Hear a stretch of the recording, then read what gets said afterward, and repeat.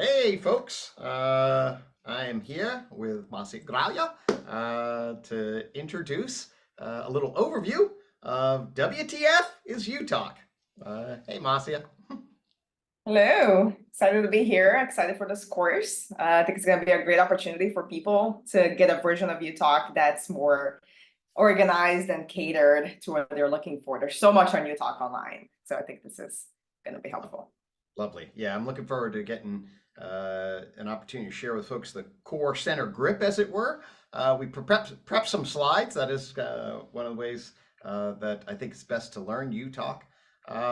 But maybe we can just start. A lot of people have heard my story or why I think it's valuable. But maybe you can just share a little bit about where you're coming from and what you think is valuable about UTalk and what you hope to share with folks in this course before we dive into some of the PowerPoint stuff. Yeah, I feel like there's so much there. I'm going to summarize it the best I can because UTalk has been so influential for me. Well, I got to know UTalk more deeply in 2021. I think that's when we met and started talking about it.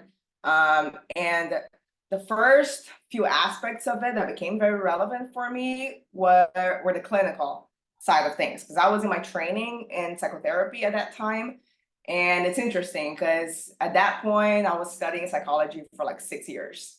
And when I saw UTalk and specifically the psychotherapy ideas, which people sometimes don't know that are there, but there's a heavy clinical practice, pragmatic aspect to UTalk. But that organized my thinking about psychology almost, pretty much immediately when I got to know the system. I devoured the book and I was like, okay, this actually puts together all these different lines of thinking that I've been introduced to already, but that were pretty fragmented and out there, and I couldn't really put them together, couldn't really direct my practice, my work, and my ideas about human psychology, the human condition in general, together coherently. And this is actually helping me do it. And hence why I have not abandoned it thus far, and has really shifted my worldview in all this grand way, the cosmology of how to see humans in the world, how to see nature as a continuous wave, from matter to culture and beyond. So in this logos aspect of organizing knowledge and really constituting this bread frame for looking at the world and living life day to day, that has been deeply influenced by UTalk for me. And then there's the other aspect of things, which I also think is really relevant in general, and for people who are going to learn about this, is the mythos side of UTalk. And that sometimes stands a little separated from the academic argument, but it's really so nice when that's integrated. Because obviously Greg and I are partnered, and this really opens up a lot of affordances in our daily lives, right? Because we get to live UTalk however much we want. And of course, not everybody's going to do that, but we get to fill our apartment with UTalk pictures, and we get to develop practices like the credo that we developed that maybe we can share in the course. The days of the week practice that we also have been doing, and that opens up this fruitful and pluralistic, even though it's integrated and coherent aspect of the mythos of UTalk. And there's so much ground for people to develop their own activities and practices and ideas, as has been done already by others, right? So anyway, I think that summarizes a little bit my passion and my investment. Yeah. Yeah, no, that's lovely. And I think that does a great job of sort of summarizing some of the key elements of the course. Yeah, we will be introducing one of the nice things, especially you do the campfire stuff. Masi and I have been doing this, living together on our journey, and built a little UTalk monastery. Be happy to talk with you about a credo, the days of the week. Happy Culture Person Day, by the way. Happy Culture Person on Saturday. Tomorrow's God Moon Day, and then the universe dies on Monday. You can learn all about that if you do the campfire sessions with us. In terms of the basic structure of the course, I think you also really highlighted a super key element, which is actually clinically, this is where it starts in the psychotherapy room. People should know it has a lot to say about neurotic suffering, a lot to say about therapeutic practices, professional. In fact, I just spent a half day doing a webinar yesterday on sort of the common core, a paper that you and I co-authored together. It's under review. So it's got a lot of clinical relevance. And then I think we frame that in a way that can be extracted for everyday people to learn about their stressors, well-being, things to cope. Then you get into big picture stuff, and then you use the word mythos, just so that people know what we mean by that. It's sort of the shared story that gives your life meaning in a collective. So it's like, what's the meaning making narrative? What's the purpose driven orientation? This thing called the garden. We got an elephant sun god that you learn a little bit about. These are actually sort of icons and representations, both of knowledge, but also of what we value and how. And then you'll be invited to reflect on ways in which you would develop your own symbols and icons and things like that, perhaps for what's sacred and meaningful for you. So that gets us to, sets the stage then. I'm going to do a little PowerPoint, share a little bit about some of the elements in the course, and just to give you this overview on what the heck is this thing, and hopefully by the end of the course you start to grok UTOK a little bit. And I will, the last thing I'll say before I jump in is that it is the case, UTOK is a very, very complicated network. I don't think there's any way around that. And it really is like learning a language. So people, hey, can I learn this thing? You know, we were talking about somebody who's like, hey, I want to learn this thing in the next couple of days. I'm like, well, I mean, good luck, right? I've got like 3 hours. I'm going to learn this thing. It's like, it's really like learning a language. And as Marcia knows, I'm not great at learning languages. So it takes a long time. But, you know, just learn your Portuguese. I should need to work on that. So let's dive in. Let's talk a little bit about kind of what you can expect if you sign up for the course.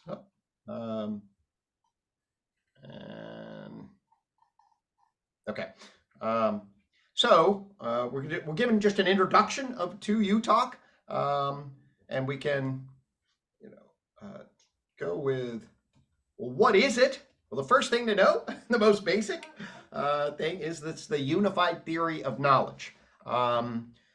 And I'll just say very quickly, what do we really mean by that? The best way to actually, at least certainly in an academic sense, the best way to place that is to know about a book called Consilience, The Unity of Knowledge by Edward O. Wilson.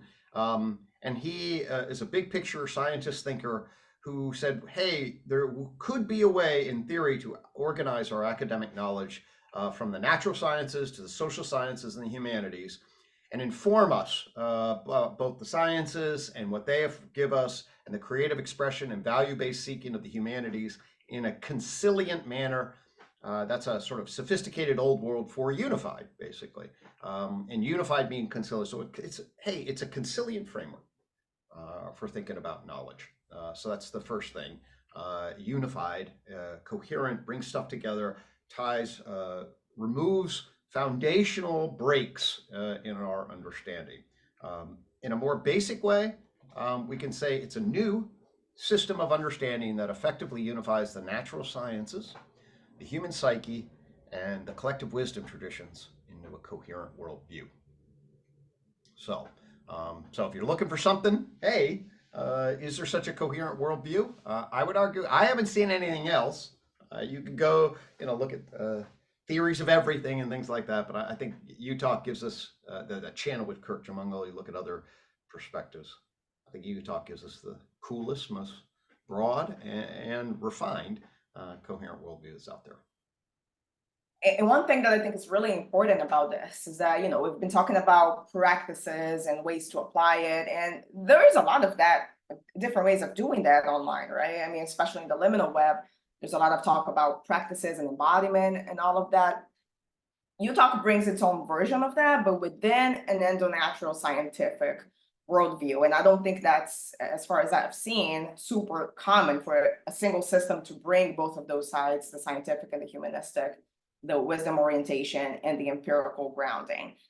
So UTOK is very special because of that as well. And that's why I feel so comfortable holding it as so characteristic of my worldview. Lovely. I'm really glad you mentioned endo-natural, because that's actually a really important framing. So endo in relationship to exo, we did a blog on this if anybody's interested in it. We put it in the note, but basically within a naturalistic worldview. And the argument, and this will come out in our little, as I move forward, we move forward in this, the argument is that actually our natural worldview got broken and it's never been fixed. And if you fix it, a whole bunch of things opened up. there's a lot outside of a potentially standard natural worldview, anywhere from aliens to parapsychology, telepathy, to God, to a big mind. Those are all, sort of outside a standard worldview. UTOK is open, curious, agnostic, but really wants to keep bringing the focus back to, wow, if we're here in this natural world, we want his best understanding, and the understanding we have is clearly broken. And UTOK, I think, not only fixes it, but gives a very, very rich and powerful advance over where that is. So endo-natural, let's bring our attention to the here and now, reliable, valid, clear aspects of our empirical world, and now let's organize them. So to get to the center of UTOK, I think it's crucial to realize that one of the ways that UTOK works is through its 3 philosophical pillars. So UTOK's got 3 philosophical pillars. What do I mean here in particular? Philosophical, the closest meaning here would be epistemological pillar, in the sense that these things frame different knowledge vectors, okay? And when you see them, you'll be clear about why I would call them more epistemological, but they're basically, hey, how do you know? And the first is the tree of knowledge system, okay? And the tree of knowledge system gets this endo-natural picture of the natural sciences. You've heard a lot of people give big picture views. E.O. Wilson was one. Sean Carroll's got a big picture view. There's big history. These are all views that zoom out and try to say, well, what's the worldview that comes from science? And there's a general frame of time by complexity that many systems have, and UTOK has that. And then there's something UTOK has that no other system has, and that's these different dimensions of complexification that jump off the page here. Out of a gray matter, colored gray matter, jumps a dimension of life. Out of a dimension of living organisms, out of that jumps a dimension of minded animals. One of UTOK's most important sort of contributions and critiques is that there's a whole layer of minded animal dimension. And then finally, cultured person, us talking and justifying what we're doing.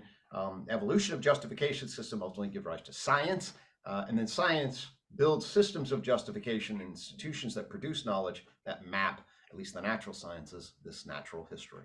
So the first pillar, this objective view of science in relation.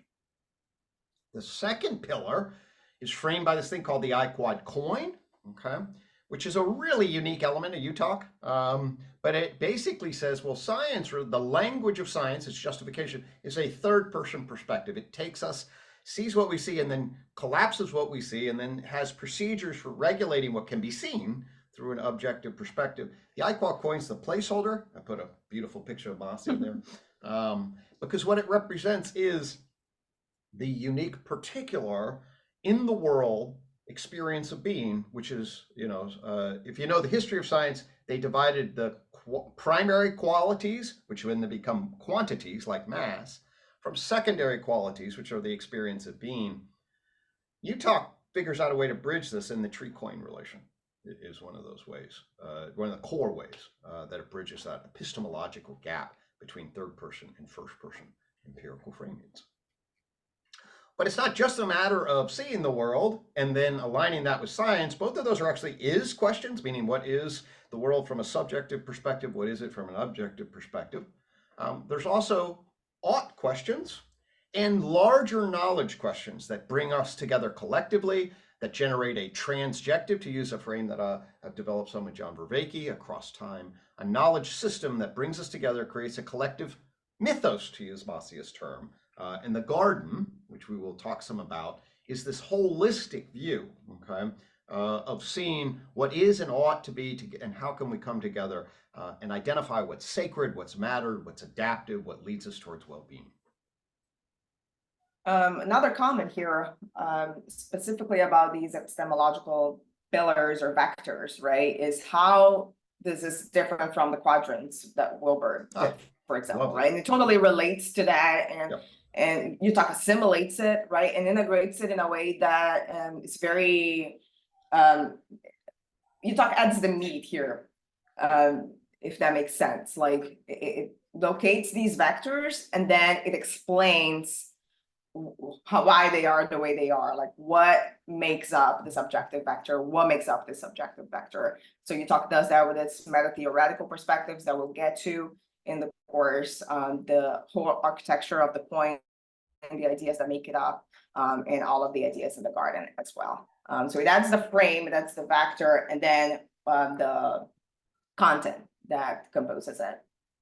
Yeah, you really make a very important point there in relationship to that.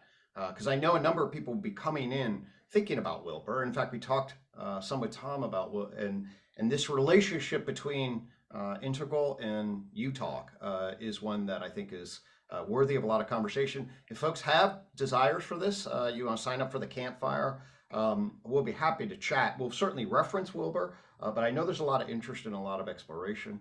I'll say that I didn't know anything about Wilbur when our journey started. In fact, it was after I published my first paper in 2003 that people contacted me. I got interested in Wilbur. I think Wilbur's got a brilliant epistemological perspective. And so I really appreciate you bringing that up. And that's an important bridge for us to be thinking about. So I'll go back to this and just to follow up on Marcia's point here. So the right-hand side is framed by the tree of knowledge, and really the holistic tree of knowledge frames a system view. The lower right, the collective systemic view.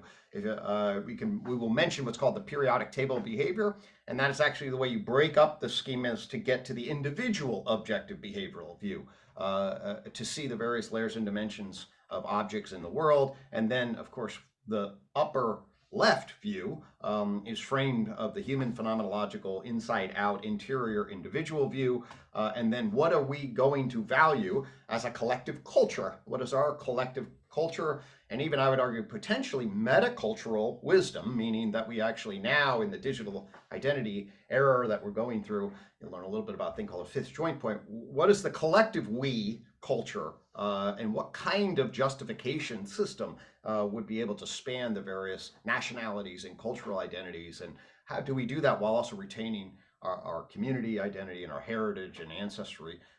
UTOK has some things to say about that. So if you're familiar with the quadrants, you will be able to place the tree of knowledge on the right-hand side. Upper left is I quad, and lower left is garden. So lovely. We can then, my friend John Vervaeke likes to problematize shit and say, hey, when you come in, what's the problem? Okay. And UTOK identifies 4 core problems. And we've alluded to this already. The first one's called the enlightenment gap.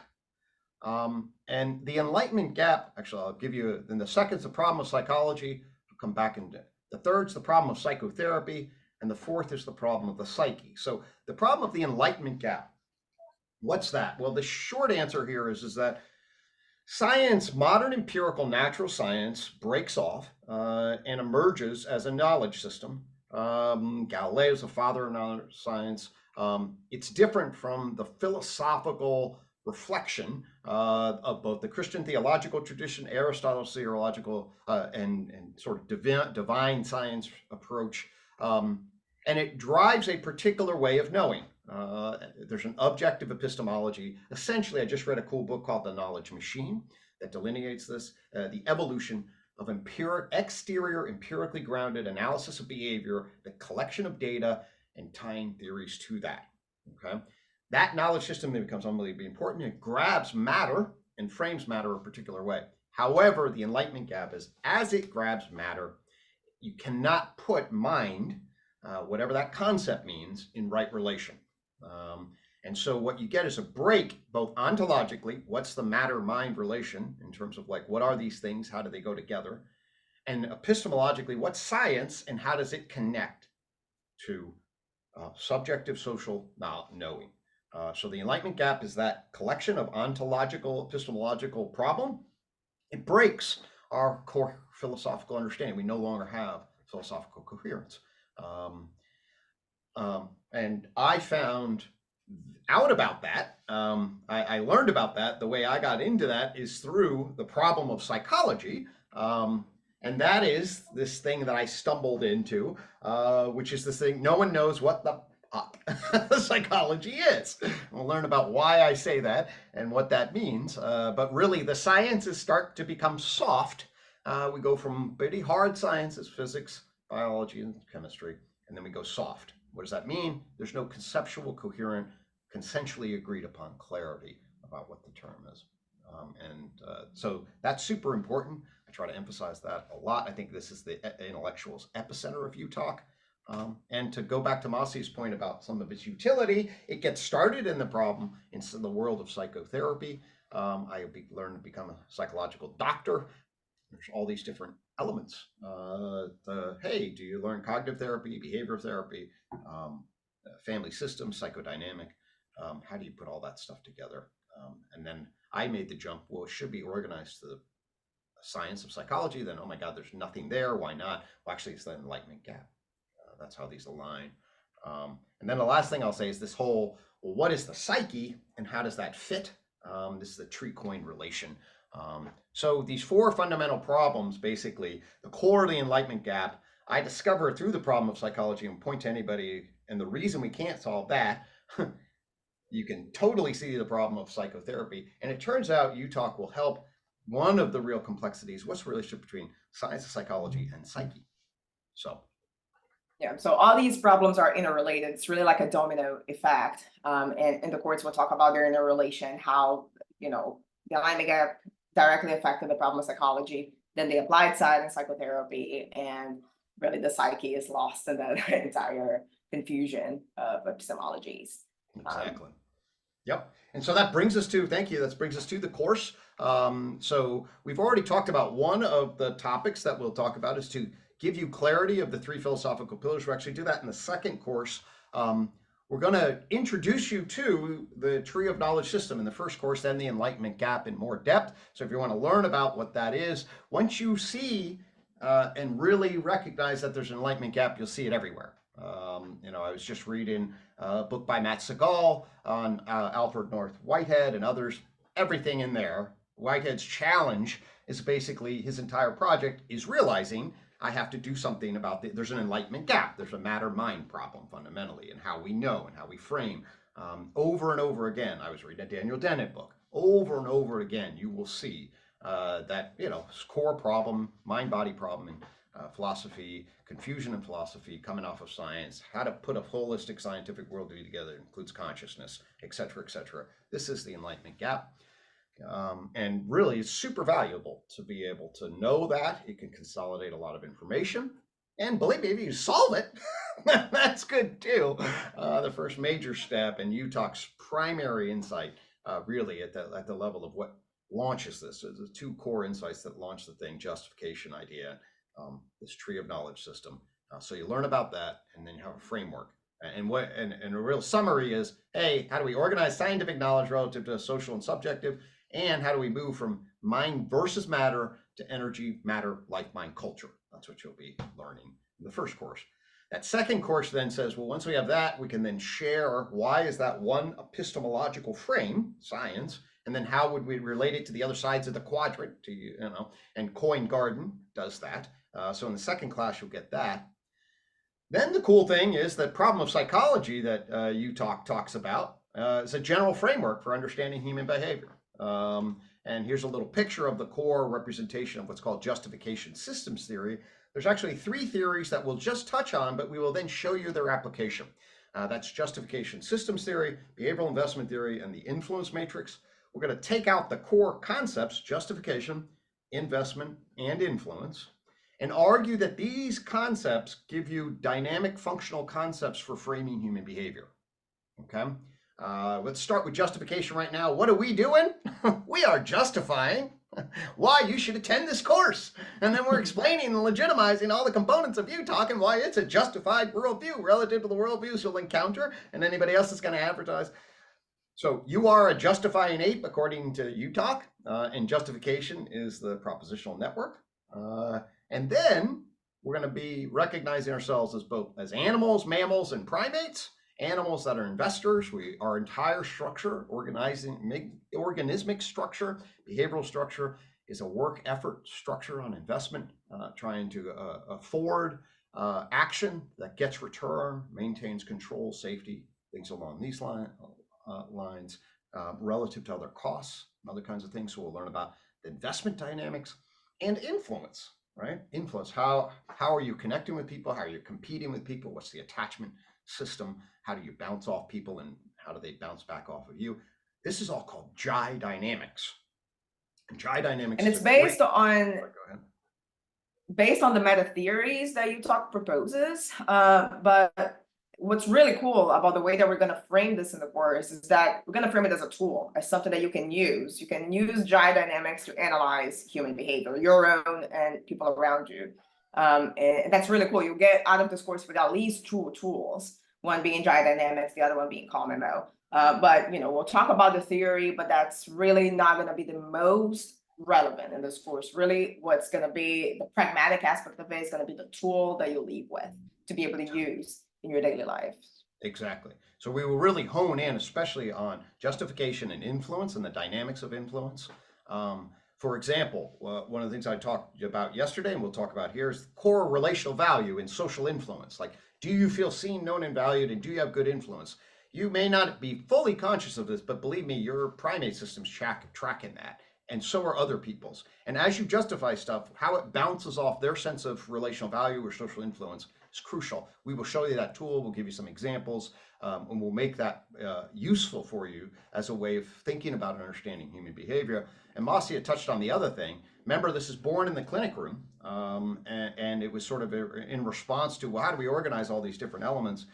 And actually, we came back to that and developed frameworks for understanding human suffering on the one hand. Okay, you'll learn about what happens to people and why do they get into neurotic traps. A neurotic response is something that actually is understandable but makes things worse. Okay, so neuroticism is when you're responding to the environment with distress, and the way you respond to that environment makes stuff worse. Okay, that's a when Jai dynamics go wrong. Jai dynamics gone wrong. Exactly. And really, so negative events happen, okay, and then you bring a negative justification, a defensive influence response, more hostile than you want to be, and then the other person hostily responds, and then that makes sense. We like to say you can bring water to a grease fire, okay? No, there's a fire, but if you don't really know, there are a lot of things like the way people avoid, how they blame, try to control. This spreads trouble. We developed a way to see that trouble really usefully. So we'll share with you the looping process, okay, that drives people into trouble, and how to have a mindset, an inner mind's eye that can turn on and say, wait a minute, I can see that I'm now in a loop, okay? And the CalmMO flashlight is an integrated tool for psychological mindfulness that we developed, that you can turn on the light, shine the light on the key elements that are making things worse. And first off, it's normally a negative reactivity. The opposite of that is calm. So you want to figure, okay, how do I turn my negative reactivity to calm? And then we'll share with you what the acronym means and how to apply that acronym. And when you apply that acronym successfully, it's going to dissolve and reverse those vicious cycles. And what's really cool about the structure of this course is that we get lots of interactive sessions and lots of time, it seems, for people to ask questions and apply these concepts. So especially with CalmMO, I think that's going to be really valuable to be able to actually bring real life situations if you want, and analyze this through Jai dynamics, through the CalmMO framework. It's really a great opportunity to apply this to your own life.